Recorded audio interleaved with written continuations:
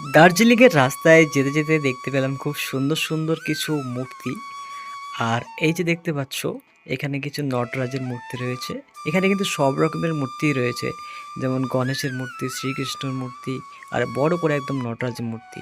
আর এই সাইডটাতে দেখো কত সুন্দর সুন্দর একদম বিভিন্ন রকমের মালা। দার্জিলিংয়ের এই আশেপাশে কিন্তু অনেক সুন্দর সুন্দর এরকম দেখতে পাওয়া যায়। আর এই যে দেখতে পাচ্ছ সেই সুরা, আগেকার মহারাজারা যখন সুরা খেত মানে মদ খেত, তখন কিন্তু এরকম বড় বড় আ কেটলিগুলো ব্যবহার করত এবং ঢেলে ঢেলে তারা সুরা পান করত। আর দেখতে পাচ্ছ এখানকার এত সুন্দর সুন্দর জিনিস। আর এখানে দেখতে পাচ্ছ খুব সুন্দর সুন্দর বৌদ্ধর মূর্তি, আর তার পাশে কিন্তু একটা গডের বিভিন্ন ধরনের গডের মূর্তি। তো এই হচ্ছে দার্জিলিংয়ের একটা মার্কেট।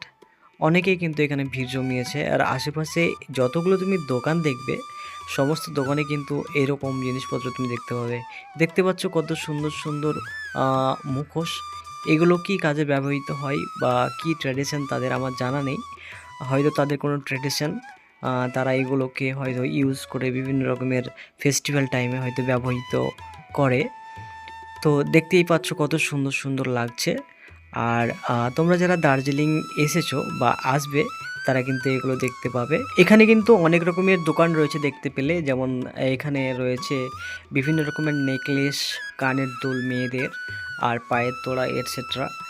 তো কত সুন্দর সুন্দর লাগছে দেখতে। তার পাশে কিন্তু আরেকটা দোকান রয়েছে, যেখানে তুমি দার্জিলিংয়ের বিভিন্ন রকমের কোয়ালিটির চা তুমি এখানে পেয়ে যাবে। তাছাড়াও এখানে মনে হয় কিছু পারফিউম রাখা হয়েছে। আর এখানে চায়ের স্টল করা হয়েছে। তোমরা কিন্তু দার্জিলিংয়ের চা কিন্তু এখানে পেয়ে যেতে পারো। আর দার্জিলিংয়ের চা কিন্তু বিখ্যাত, তোমরা অনেকেই জানো। আর মানুষের ভিড় কিন্তু অনেক এখানে।